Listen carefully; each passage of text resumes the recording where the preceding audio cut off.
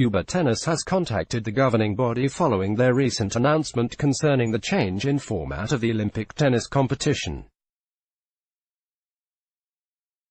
The Rio Olympic Tennis Center, venue of the 2016 Olympic tennis competition, image via wikimedia.org. There is a chance that players could earn ranking points at future Olympic Games, according to the International Tennis Federation, ITF.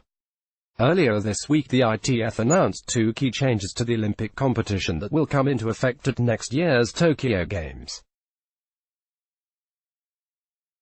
The men's final has been shortened to a best-of-3 set match to keep it in line with the other rounds. Breaking away with tradition, the gold medal match had always been a best-of-5 encounter since the sport was reintroduced back into the Olympics in 1988. Meanwhile, in the doubles the final set will be replaced by a 10-point tiebreaker. The changes have come into effect following issues of a congested schedule that were raised during the 2016 Rio Olympics. During the decision-making process, feedback was generated from players on the tour and former Olympians. The decision was taken bearing in mind that the Olympic tennis event takes place over 9 days and a number of players have indicated the desire to compete in all 3 events, singles, doubles and mixed doubles, for the opportunity to win 3 medals. The ITF told UBA Tennis. The decision aligns all matches for a single consistent format for the Olympic tennis event, and addresses overplay for those players who play all 3 events. The ITF's decision-making process that led to changes in the Olympic tennis event format included gathering feedback from players, former Olympians, tournament directors and officials. Taking this feedback into consideration, the ITF Olympic Committee presented a motion to the ITF board for review and approval. These changes are designed for consistency, player welfare and to ensure players can achieve their goals as they compete for their nation in the largest and most iconic multi-sport event in the world. The revamp has generated a mixed response from the world of tennis, with many fans criticizing the move to shorten matches.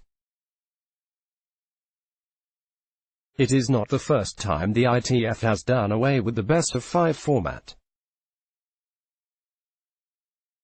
The same has been done with the Davis Cup finals, which from this year feature 18 teams participating in a week-long competition. We understand that change is not always easy and we respect people's opinions. We expected there would be a reaction, positive and negative, the governing body said. The future embed from Getty Images. One change that has failed to occur is awarding ranking points to those who participate in the tournament. A move some believe will help attract more top players to the event. During Rio 2016, Novak Djokovic called for points to be rewarded to those participating in arguably the 5th Grand Slam. Meanwhile, Latvia's Ernsts Gulbis once told the New York Times, "I really don't like that in Olympic Games there is no points and no prize money. It's a little bit like tennis tourism. The reason why no points are given is because the ITF is separate to that of the ATP and WTA. Therefore, they have no control over the allocation of points. However, it is possible that an agreement could be achieved one day between all 3. Currently, the WTA and ATP do not award points for the Olympic qualification pathway. We, the ITF, are always open to discussion on the matter. Perhaps even more debatable is the current Olympic eligibility criteria. A system that is based on a player's commitment to the country's Fed or Davis Cup ties. In order to be eligible, players must participate in 3 ties during an Olympic cycle. This is reduced to 2 ties depending on the length of service or the zone group round-robin criteria as specified in the eligibility rule. It is unlikely that the ITF would want to change this policy. For them, it is the top leverage used to attract players to participate in the team tournaments. Especially the Davis Cup, which has gone through a highly controversial revamp. When questioned if they would change the rule in the future, the ITF declined to give a yes or no answer. National Olympic committees wishing to nominate a player who has not yet met the minimum requirement has the right to appeal. They state, each case is specific, but will be considered based on a combination of factors, such as the depth of the player field available to play for the country, injuries, history and Davis Cup, Fed Cup, Olympic competition record. The 2020 Olympic tennis tournament in Tokyo will take place from July 25. Who won medals at the 2016 Games? Miami Open champion Ashley Barty is remaining optimistic ahead of the clay court season. Ashley Barty, at MFM926 Sport, Twitter. Miami Open champion Ashley Barty is looking to take her recent momentum into the clay court season. The Australian, who won her first Premier mandatory title last week, has remained optimistic ahead of the clay season despite it being her weakest surface. After breaking into the top 10 in the world for the first time, Barty is now looking for more success on clay. It has been a while since I have been on clay and it is a short season, Barty said to ABC Australia. I only play 5, 6, 7 weeks on it, but I think I have the game on clay to be able to do some damage. I just have to learn how to use it properly, learn how to enjoy it. The clay season for Barty will begin at the Matua Madrid Open in May after the 22-year-old represents her country in their Fed Cup tie against Belarus in Brisbane in April.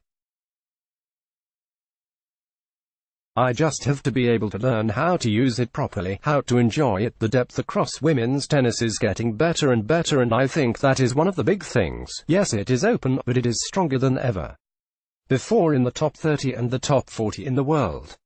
Despite Barty's recent success, her expectations have not been limited as she now wants to be a part of the world's top 8. I think number 8 is my next goal, she explained.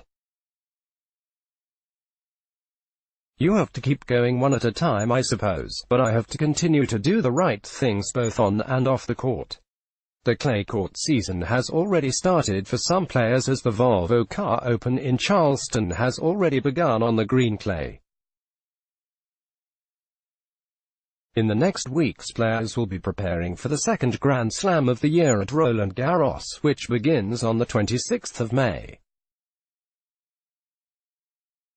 Simona Halep is the defending champion.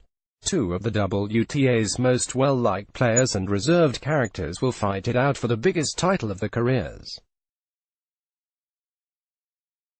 Karolina Pliskova at Pliskova, Twitter, by Matthew Maroth. In 2016, Karolina Pliskova advanced to the US Open final. 1 summer later, after consistent results over the next year, she briefly held the #1 ranking. Since that time, she's failed to take her career to the next level, or reach another major final. But now, with Rennae Stubbs and Conchita Martinez in her corner, her play has steadily improved over the past 6 months. With a win today, she would move back up to #2 in the world. Ashley Barty at BT Sport, Twitter. In 2014, Ash Barty decided to walk away from the tennis world at the age of 18 despite already achieving success as a doubles player. She spent the next year as a professional cricket player in her native Australia. Barty returned to tennis in 2016, but immediate results did not come as she battled injury. But by 2017, she found herself ranked inside the top 20 in singles. Then earlier this year, she reached her first major quarterfinal. Now she'll debut in the top 10 with her run to the final in Miami. Karolina Pliskova 5 vs. Ash Barty 12. They've split 4 previous meetings, 2 of which were on hard courts. 18 months ago in Wuhan, Barty prevailed 7-6 in the third. In last year's US Open round of 16, Pliskova won in straight sets. Karolina will look to control the rallies with her power, while Barty will look to use her variety to give Pliskova different looks and move her around the court. Considering neither of them exactly crave the spotlight, X's and O's may not be as important as who better handles the moment. In a match of this magnitude, where the previous matches have been tight, experience on a big stage such as this will be crucial. That a definitive edge for Pliskova, who played in the US Open final in this same country a few years ago. I look her the life the winner's trophy on Saturday. Other notable matches on day 13, Bob and Mike Bryan at Uster, Twitter, defending champions Bob Bryan and Mike Bryan, 3, going for their 118th career title as a team, versus Wesley Koolhof and Stefanos Tsitsipas. We have two Canadian teenagers in the semi-finals, but they face stiff competition in the defending champion and the GOAT. Roger Federer at the 2019 Australian Open. Photo Roberto Dell'Olivo. It was just 2 weeks ago in Indian Wells where another Canadian teenager, Bianca Andreescu, won the women's title. Can Denis Shapovalov or Felix Auger-Aliassime replicate that feat? The women's doubles semi-finals will also be played on Friday, with two very different matchups. One features 2 of the top 8 teams in the world, while the other 4 of the top singles players in the world. And as an added bonus, the men's doubles semi-finals were rained out yesterday, and have been added to Friday's order of play. Today's doubles matches include some singles players you rarely see in the doubles draws. Roger Federer 4 versus Denis Shapovalov 20. Embed from Getty Images. This will be the first career meeting between the 20-time major champion and the teen sensation nearly half his age. It certainly won't be the first time Federer will look across the net and see a lefty with a crushing forehand. Roger has won with more ease in each match as he's progressed through this draw. Shapovalov has faced a trickier draw and a tougher time advancing to this semi-final. As Steph Trudel highlighted on Twitter, Denis has 3 times had to come back from a set down over the past week. The 19-year-old is not new to playing a Masters 1000 semi-final, as this is his 3rd time competing on this stage. Of course, the tennis world was first introduced to him in the summer of 2017, when he upset Juan Martín del Potro and Rafael Nadal on his way to the Rogers Cup semi-final in his home country. And just last May in Madrid, he advanced to the semis on clay. On both of those occasions, he lost in the semi-finals to Sasha Zverev. Facing a man with 100 career titles is not exactly an easy draw either. But Denis has a real shot at upsetting the living legend. He's shown us before he does not shy away when on the court with all-time greats, and his aggressive style paired with his lefty strokes give him a legitimate chance. However, it's hard not to tip Federer as the favorite, especially given his 13 hard-court wins over the past 5 weeks. John Isner 7 versus Felix Auger-Aliassime Q. Embed from Getty Images. The 2018 champion is on a 10-match winning streak in Miami, and now plays a newcomer to this stage of Masters 1000 events who is 15 years his junior. As per the ATP, the 18-year-old Canadian is the youngest Miami Open semi-finalist ever, and the 3rd youngest Masters 1000 event semi-finalist. He's already won 7 matches in Miami over the past 2 weeks, including 2 rounds of qualifying. Felix hasn't dropped a set in his last 3 matches, 2 of which were victories over top 20 players. He'll already move up 24 spots in the rankings with this semi-final appearance, and would move all the way into the top 20 with a win today. Isner meanwhile needs a win today to keep himself in the top 10. The 33-year-old American has slowly been building momentum since a rough few months, when he went on a 6-match losing streak between October and January. Isner now has 12 wins on American hard courts over the past 2 months. He's easily advanced to his 2nd consecutive semi-final in Miami, at least by Isner standards. He's taken all 4 of his matches in straight sets, though 7 of those 8 sets were decided by a tiebreak. With Auger Aliassime also having a strong serve, I have a feeling we're in for a few more tie-breaks today. That's advantage Isner based on the past week's results.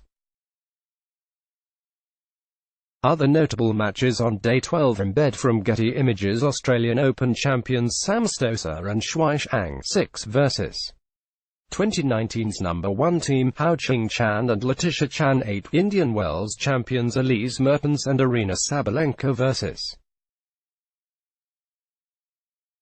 Wildcards Victoria Azarenka and Ash Barty. The best men's team in the world, Lukasz Kubot and Marcelo Melo 1 vs.